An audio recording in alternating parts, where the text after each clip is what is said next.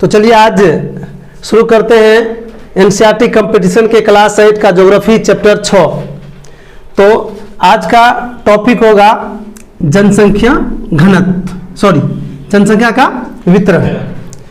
तो जनसंख्या वितरण का तात्पर्य क्या?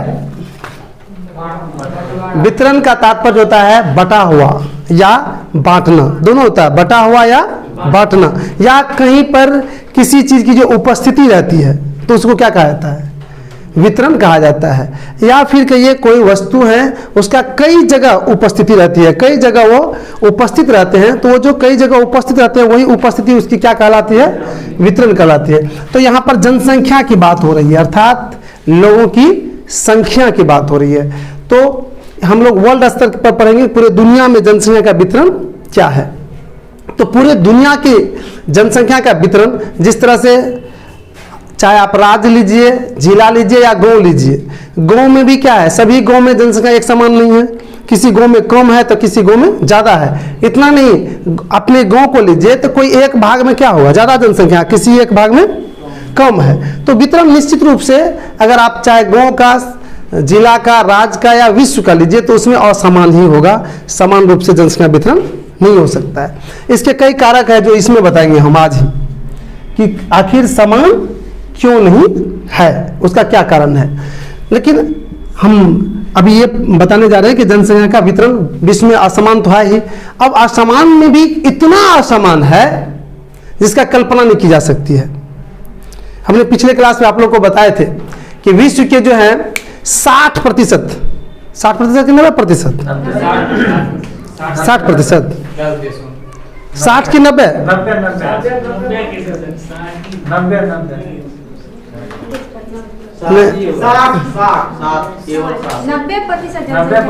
आप लोग मिस कर रहे हैं, नहीं फिर से सुन लीजिए।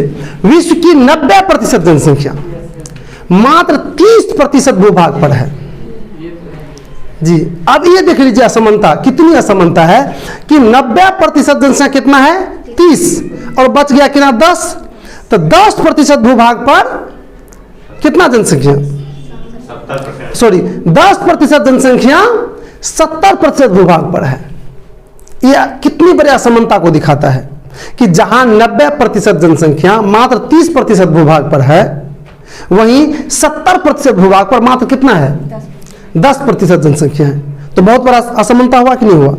इतना ही नहीं, अगर हम देश की दृष्टि से देखते हैं तो दुनिया का 60% जनसंख्या मात्र 10 देश में है, जबकि 200 से अब देश है, और जबकि 10 देश में कितना है? 60% से अधिक जनसंख्या पाई जाती है। तो विश्व की जो जनसंख्या वितरण है वो असमानता में भी महा असमानता है। अब इसके भी कई कारण हैं जो हम इस पॉइंट में बताएंगे, किसमें? जनसंख्या वितरण को प्रभावित करने वाले कारक में। अब थोड़ा सा ये जान लीजिए कि जनसंख्या का जो गढ़ है, अर्थात ये जो हमने अभी बताया कि 90% जनसंख्या 30% है, तो ये 30% वाला भाग जब लेते हैं तो दुनिया के 2 महादेश इसमें आ जाता है। पहला आ जाता है एशिया और दूसरा आ जाता है अफ्रीका आ जाता है। इसके अधिकांश हिस्सा किसमें आ जाता है? 30% भूभाग में, जहां पर 90% जनसंख्या है, इसके अधिक 30% भूभाग का अधिकांश भूभाग इसमें आ जाता है, एशिया और अफ्रीका में आ जाता है। और यहाँ पर जनसंख्या वृद्धि दर भी अधिक है, और जनसंख्या भी, और जब कम की बात करते हैं हम, जनसंख्या कम की बात करते हैं, तो वो 2 देश आता है या 2 क्षेत्र आता है विश्व में या पृथ्वी पर। वो एक तो आता है वहां जहां की जलवायु मानव के अनुकूल नहीं है, या रेगिस्तान है, या शीत जलवायु है, या फिर वहां पर बर्फ ही बर्फ है, और एक वो जहां पर विकसित देश है। जो विकसित क्षेत्र है वहां पर भी जनसंख्या उतनी अधिक नहीं है, वहां पर सारा चीज है लेकिन फिर भी उतना नहीं है। तो क्लियर हो गया कि जनसंख्या का वितरण जहां एक समान नहीं है, वहीं विश्व की जो जनसंख्या वितरण है वो असमानता में भी महा असमानता है। चूंकि दुनिया की 90% जनसंख्या जहां 30% भूभाग पर है, वहीं 60% जनसंख्या मात्र दुनिया के 10 देशों में समाहित है। तो ये बिल्कुल ही अंतर है। अब हम लोग चलते हैं दूसरा पॉइंट, बहुत मजेदार पॉइंट है, जनसंख्या का घनत्व। ये देख लीजिए जनसंख्या का घनत्व। जनसंख्या घनत्व का तात्पर्य होता है किसी इकाई पर निवास करने वाले लोगों की संख्या से, किसी इकाई पर निवास करने वाले लोगों की संख्या से। यहां पर मैंने इकाई शब्द लिया, इकाई का क्या तात्पर्य? नहीं, इकाई का तात्पर्य यहां मापक से है, मापक से है, अर्थात चाहे वो किलोमीटर में लीजिए, फीट में लीजिए, चाहे जिसमें लीजिए आप, तो इकाई का तात्पर्य क्या होगा मेरा? मापक। तो समानता अगर आप जनसंख्या घनत्व की बात जब आती है तो समानता देखा जा रहा है कि जनसंख्या घनत्व को जो मापा जाता है उसके लिए किलोमीटर का उपयोग किया जाता है, अर्थात उसमें भी 1 किलोमीटर का, अर्थात 1 किलोमीटर में जितने लोग होते हैं, कहीं पर निवास करते हैं, उसी को जनसंख्या घनत्व कहा जाता है। अर्थात पूरी दुनिया की जब हम बात करें तो पूरी दुनिया में प्रति 1 किलोमीटर, प्रति 1 किलोमीटर में जनसंख्या जितना होगा वह विश्व का जनसंख्या घनत्व कहलाएगा। तो शायद पिछले क्लास में इस पर भी चर्चा हुआ था। कोई बताएंगे कि विश्व की जनसंख्या घनत्व कितनी है? राइट, 51 व्यक्ति प्रति वर्ग किलोमीटर विश्व की जनसंख्या घनत्व है। और भारत की भी बताए थे इसमें, और भारत में 2011 की जनगणना के अनुसार से, 2011 के जनगणना के अनुसार से 382 व्यक्ति प्रति वर्ग किलोमीटर है। और बिहार की भी जनसंख्या घनत्व पर चर्चा हुई थी कि बिहार की जनसंख्या घनत्व भारत में सबसे अधिक है और 1102 व्यक्ति प्रति वर्ग किलोमीटर यहाँ पर निवास करती है, अर्थात यहाँ पर बिल्कुल ही सघन जनसंख्या पाई जाती है। इसके भी कई कारण है जो यहाँ पर स्पष्ट हो जाएगा। तो जनसंख्या घनत्व क्या है, मैं इसको परिभाषित भी कर रहा हूं थोड़ा सा कुछ शब्द से, सुनिएगा। हम कह सकते हैं कि प्रति इकाई क्षेत्र पर लोगों की उपस्थिति को जनसंख्या घनत्व कहा जाता है। अगला टॉपिक है जनसंख्या वितरण को प्रभावित करने वाले कारक, जिसमें से कई कारक है। उसमें से पहला है जलवायु। जलवायु है अर्थात जनसंख्या कहीं पर कम कहीं पर ज्यादा जो है उसका सबसे महत्वपूर्ण कारक क्या है? जलवायु। अगर जलवायु जहां पर मानव के अनुकूल है वहां पर मानव क्या करते हैं?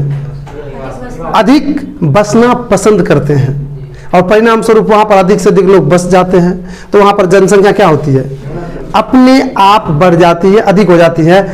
और जहां पर जलवायु मानव के अनुकूल नहीं है तो वहां पर लोग बसना पसंद नहीं करते, लेकिन फिर भी कोई मजबूरी तजबूरी रहता है तो थोड़ा बहुत रहता है, तो वहां पर कम हो जाता है। और जहाँ की जलवायु मीडियम है, समान है, नहीं बढ़िया है नहीं खराब है, तो वहाँ पर भी लोग बसते हैं लेकिन उतना संख्या में नहीं बसते हैं। तो तीनों हो गया कि जलवायु ही 3 तरह के या कई तरह के जनसंख्या वितरण को हमारे सामने लाते हैं। दूसरा है स्थलाकृति, स्थल की आकृति। स्थलाकृति मतलब हो गया स्थल की आकृति, स्थलाकृति। स्थलाकृति मतलब स्थल की आकृति, अर्थात धरातल पर की आकृति भी जनसंख्या वितरण को प्रभावित करती है। जहां समतल धरातल रहता है, समतल भूमि रहता है, वहां पर लोग बसना अधिक पसंद करते हैं, क्योंकि वहां पर खेती करने से लेके सड़क निर्माण से लेके अन्य काम करने में सहूलियत होती है। और जहां पर पर्वत पहाड़ है तो वहाँ के स्थल का आकृति क्या है? पर्वत पहाड़ है तो वहाँ पर घर बनाने से लेकर खेती करने से लेकर परिवहन अन्य जितने भी काम है सब में क्या होता है? दिक्कत होती है, तो वहाँ पर लोग कम जनसंख्या रहते हैं। और वहीं पर कहीं पर स्थल की आकृति जो है थोड़ा पहाड़ी है, थोड़ा सा समतल है, तो वहाँ पर क्या जनसंख्या होगा? मीडियम जनसंख्या हो जाएगा। और जहाँ पर बिल्कुल पहाड़े तो वहाँ पर कम हो जाएगा, और जहाँ पर समतल होगा तो क्या हो जाएगा? वहाँ पर अधिक हो जाएगा। तो क्लियर हो गया कि स्थलाकृति भी जनसंख्या वितरण को प्रभावित करता है। उसके बाद तीसरा नंबर पर आप रख सकते हैं मृदा। मृदा कभी कभी आप लोग कंफ्यूज करते होंगे कि मृदा और स्थलाकृति कहीं दोनों तो एक ही नहीं है, या भूमि। 3 शब्द आपके माइंड में थोड़ा सा आता होगा, मृदा, भूमि और स्थलाकृति। ये तीनों को आज जान लीजिए, सस्पेंस हटा लीजिए। तीनों अलग अलग है, तीनों। स्थलाकृति तो आप लोग स्पष्ट रूप से अलग कर ही देंगे, थोड़ा मेच्योर है तो अलग है। मान लीजिएगा कि स्थलाकृति मिला स्थल के स्वरूप से हुआ, लेकिन दोनों में तो कंफ्यूज होता ही होगा, भूमि और मृदा। तो मैं बता दूं, आज भूमि जब हम कहते हैं तो इसका मतलब हो गया कि टोटल धरातल के आकृति से, टोटल धरातल के क्षेत्रफल से, चाहे उसमें पर्वत हो, पठार हो, घाटी हो, समतल हो, सब आ गया क्या? भूमि, भूमि के अंदर। और जब मृदा कहते हैं तो मृदा का तात्पर्य उस भूमि या पृथ्वी के वह ऊपरी सतह से हैं जिसमें फसल उत्पादन की क्षमता उपस्थित है। और जिसमें फसल उत्पादन की क्षमता उपस्थित नहीं है वो भूमि, सॉरी, मृदा नहीं है। जैसे पत्थर, पत्थर ही पत्थर कहीं हो सकता है, पत्थर ही पत्थर होगा कि नहीं होगा? तो पत्थर पत्थर तो उसमें फसल उत्पादन की क्षमता नहीं है, तो क्या कहलाएगा? पत्थरी वाला क्षेत्र क्या कहलाएगा? भूमि, भूमि कहलाएगा, लेकिन मृदा वो आया समझ में? तो इसको भूमि नहीं कर सकते, भूमि तो हो ही ना, भूमि तो मृदा भी है ना। हमने कहा कि कोई ऐसा भी क्षेत्र होगा जहाँ पत्थर ही पत्थर होगा, तो भूमि तो हुआ है ना, भूमि तो सब हुआ, टोटल हुआ, टोटल आ गया। मृदा आ गया कि वह ऊपरी भाग, पृथ्वी का वह ऊपरी भाग या धरातल का वह भाग जिसमें फसल उत्पादन की क्षमता उपस्थित है, उसको क्या कहेंगे? मृदा कहेंगे। क्लियर हो गया? रेगिस्तान में कुछ तो उगाया जाता है। हाँ, तो मृदा हुआ ना वहाँ पर कहते हैं कि मृदा अनुपजाऊ है, ये थोड़ा कहते हैं कि मृदा नहीं है। सीधा जो है उपजाऊ भूमि को मृदा कहते हैं। हाँ हाँ, थोड़ा नहीं ऊपरी लगाइए ना, थोड़ा सा मजा आएगा तब कि उपजाऊ हम भाग कर सकते हैं उसके भाग को। तो चलिए हम लोग, तो मृदा, अब मृदा जनसंख्या वितरण को कैसे प्रभावित करता है वो सुन लीजिए। जहां भी मृदा उपजाऊ होगा तो वहां लोग अधिक से अधिक लोग बसते हैं। चूंकि आज नहीं हो गया फैक्ट्री, तो सेवा क्षेत्र, तो अन्य क्षेत्र रोजगार के हैं, लेकिन इससे पहले तो सिर्फ और सिर्फ क्या था? खेती। तो जहां की भूमि उपजाऊ है, सॉरी, मृदा उपजाऊ है, वहां पर लोग अधिक से अधिक बसते हैं, वहां की जनसंख्या क्या हो जाती है? सघन हो जाती है। और जहां पर कम है उसी अनुपात जैसे घटते जाता है तो जनसंख्या भी वहां पर क्या होता है? घटते। हाँ, लेकिन आज इसमें थोड़ा सा अपवाद या हम पर हमसे थोड़ा सा डिस्कस कर सकते हैं आप कि सुपौल में कौन भूमि है, यहाँ पर फैक्ट्री है, कहीं पर फैक्ट्री है तो फैक्ट्री के पास जो लोग है बसा हुआ, तो वहाँ कौन मृदा है। तो वो नहीं, वो एक ऑप्शनल कह सकते हैं हम, एक अपवाद भी कर सकते हैं उसको, कि जहाँ पर ये भी कारण है कि जहाँ पर रोजगार का साधन अधिक है वहाँ पर भी जनसंख्या क्या है? अधिक है। तो इसका मतलब मृदा को हम उससे जोड़ के नहीं देख सकते हैं, लेकिन मृदा जहाँ उपजाऊ है या मृदा जहाँ अच्छी है तो वहाँ पर भी जनसंख्या अधिक है। अब तीसरा पॉइंट है इसका, जल। जीवन के लिए जल बहुत महत्वपूर्ण चीज है। आप इतिहास को उल्टा के देख लीजिए कि जितनी भी पुरानी शहर है, बस्ती है, वो नदी के किनारे हैं या अन्य जलाशय के किनारे ही हैं। चाहे वो पटना हो, चाहे वो दिल्ली हो, कि नोएडा हो, कि मुंबई हो, भारत की बात करते हैं और दुनिया की भी बात लीजिएगा तो उसमें भी कहाँ पर हैं? नदी के। चूंकि जल महत्वपूर्ण चीज होता था और जल की पूर्ति मुख्य रूप से पीने के लिए, के अन्य काम तक के लिए नदी से ही किया करते थे। तो जल भी जनसंख्या वितरण को प्रभावित करता है। जहाँ पर जल की पर्याप्त मात्रा में उपस्थिति रहती है वहाँ पर लोग अधिक बसना पसंद करते हैं, क्योंकि सिंचाई से लेकर अन्य काम के लिए जल, उसको जो जरूरत होती है वो आसानी से उपलब्ध हो जाता है। और नेक्स्ट है आपका जल के बाद क्या है? खनिज। खनिज तो खनिज भी जनसंख्या वितरण को प्रभावित करने वाले कारक है। ये नया चीज लगता होगा आप लोग को। खनिज क्या होता है? धरती के अंदर से जो हम उपयोगी वस्तु बाहर निकालते हैं वो क्या है? खनिज है। तो जहां खनिज की उपस्थिति है वहां पर रोजगार ऑटोमेटिक ही उपलब्ध हो जाता है, क्योंकि उसको अंदर से बाहर निकालने के लिए बहुत सारे मजदूर की जरूरत होती है। तो उस आसपास में क्या हो जाता है? लोग ज़्यादा से ज़्यादा बस जाते हैं। तो देखा गया है कि जिस इलाके में भी खनिज की उपस्थिति है तो वहाँ जनसंख्या अधिक है, जिस इलाके में खनिज थोड़ा कम है तो वहाँ जनसंख्या कम पाया जाता है। अब नेक्स्ट है इसका क्या हो गया, आर्थिक कारक। यही आ गया अभी तक जो हम लोग कर रहे थे, आर्थिक कारक। ये आर्थिक कारक, आर्थिक कारक का तात्पर्य होता है कि जहाँ रुपया पैसा धन दौलत कमाने से संबंधित क्रियाकलाप होता हो उसको कहते हैं आर्थिक कारक। अर्थात सीधा कह सकते हैं उद्योग भी क्या हो गया, आर्थिक कारक हो गया। हम एक शब्द में कह दें कि उद्योग, तो यहाँ पर कोई गलती नहीं होगी। अर्थात जिस इलाके में रुपया पैसा कमाने का जरिया उपलब्ध रहता है, अर्थात रोजगार के अधिक से अधिक अवसर उपलब्ध रहता है, उस इलाके में जनसंख्या क्या होता है, अधिक पाया जाता है। तो इसलिए हम कह सकते हैं कि आर्थिक कारक भी जनसंख्या वितरण को प्रभावित करता है। और नेक्स्ट है सांस्कृतिक कारक। नहीं, सांस्कृतिक कारक। अब ये सांस्कृतिक, मैं एक शब्द बताया था आप लोग को, संस्कृति। क्या होता है संस्कृति, क्या होता है बताइए।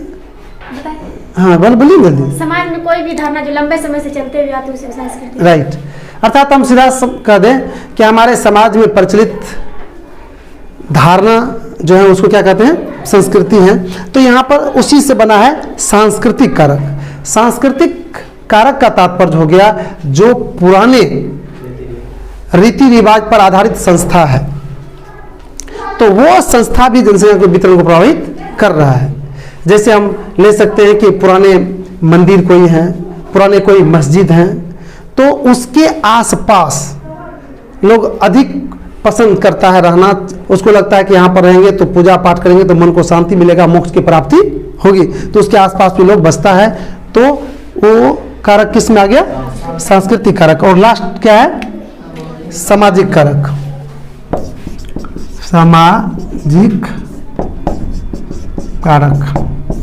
ये सामाजिक कारक क्या होता है वो सुन लीजिए। सामाजिक कारक हुआ सीधा सीधी, इसके तो उस कारक को रखा जाता है, उस कारण को रखा जाता है जो समाज में शांति लाता है, जो समाज को आगे बढ़ने में बाधा नहीं डालता है, वो समाज के क्या कहलाते हैं, सामाजिक कारक कहलाते हैं। जैसे मान लीजिए कि कहीं पर समाज बिल्कुल ही शांत स्वभाव का है, चोर उचंगा डकैत इत्यादि नहीं है, करप्शन नहीं है, तो उस समाज में लोग क्या करेगा, थोड़ा सा कम भी कहेगा खाना खाएंगे, लेकिन उसी वहीं पर रहना पसंद करेगा।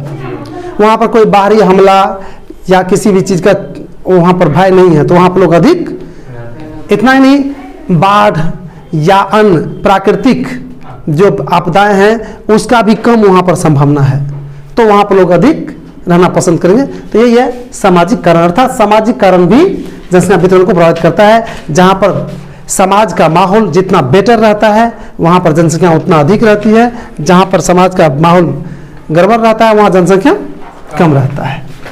अब है जनसंख्या परिवर्तन। जनसंख्या परिवर्तन का मतलब